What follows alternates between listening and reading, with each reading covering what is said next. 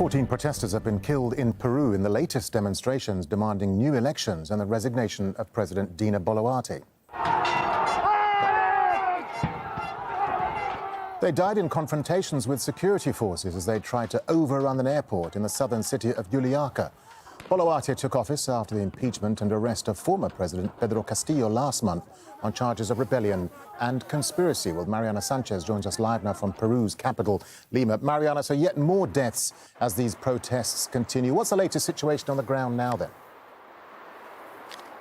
That's right, Darren. 14 people dead, among them a 17-year-old girl.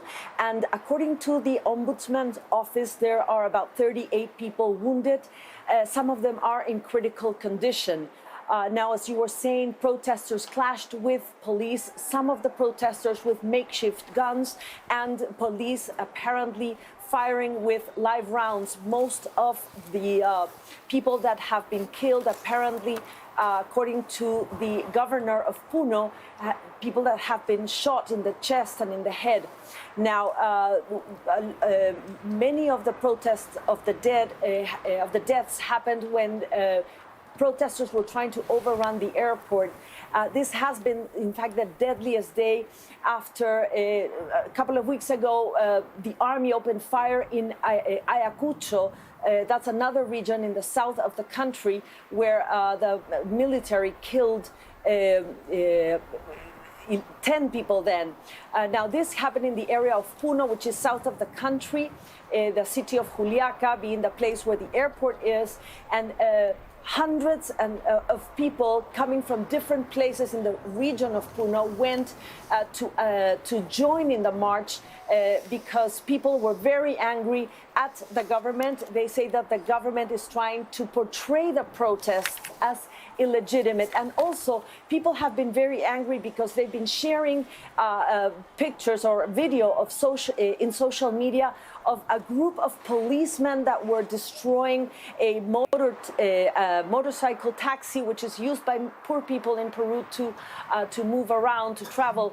And so people were very angry at this, and they are also very angry because they say the government has responded by sending military planes and so on to the area of Puno. So the situation is dire. In many provinces, there are about 25 provinces that are now on strike, and 45 main roads have been blocked in that region, Darren. All right, Mariana Sanchez live for us there in Lima. Mariana, thank you. Let's bring in from Washington, D.C., Jo Marie Birch. She's an associate professor of political science at George Mason University and an expert on Peruvian politics. Jo Marie, good to have you with us. So 14 more people have been killed in these anti-government protests. How concerned are you about the rising number of protesters being killed? And is this also turning, do you think, into a human rights crisis as well as a political one? Oh, absolutely. It is a human rights crisis of an increasingly high degree.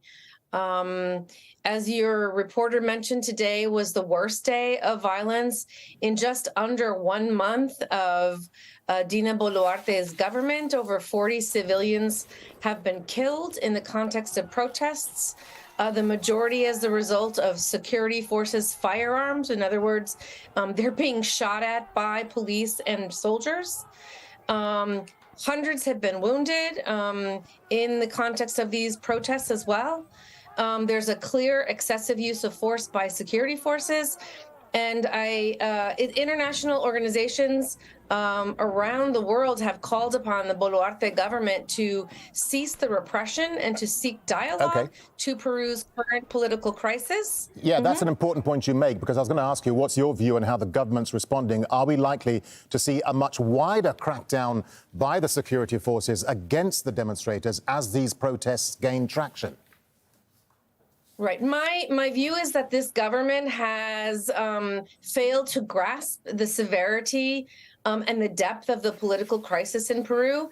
President Boluarte herself, as well as many of her ministers, have repeatedly dismissed the protesters as the work of either professional agitators or violent groups or even terrorist groups, with an aim of discrediting them and justifying repression against them. They are unwilling to, in fact, today, The press reported that after she learned about the death of the first protester in Juliaca, President Boluarte said they are protesting against what? We do not understand what they are asking for. What you are asking for is a pretext to continue generating chaos. Okay.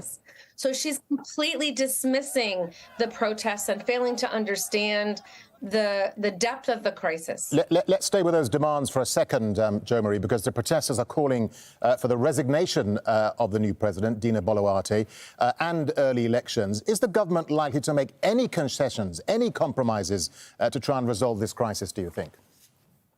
I think it's very difficult. She has dug in her heels.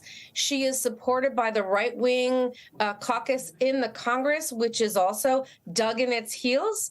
And I think that they believe that with a little bit more repression, they can bring an end to the protests and continue governing the country and accruing power. So I'm worried in this context, yes. Just to broaden things out and get a final thought from you, Jo Marie. I mean, how are South American leaders viewing the political unrest in Peru? And do you think the international community has a role to play here? Should they be stepping up and putting much more pressure on Boluarte's government to resolve this crisis?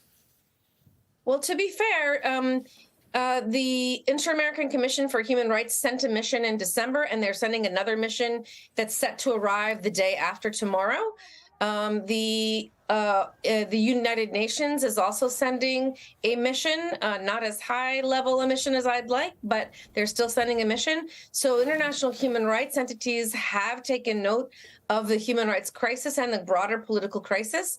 But for example, the US government has stood very firmly by the Boluarte administration and has not made any comment about the growing crisis, about the repression, about the killing of civilians. And there's been a more mixed response by other governments in the region, I think. Jo Marie Burt, really good to get your thoughts. Thank you very much indeed for talking to Al Jazeera. Thank you. Thank you for having me.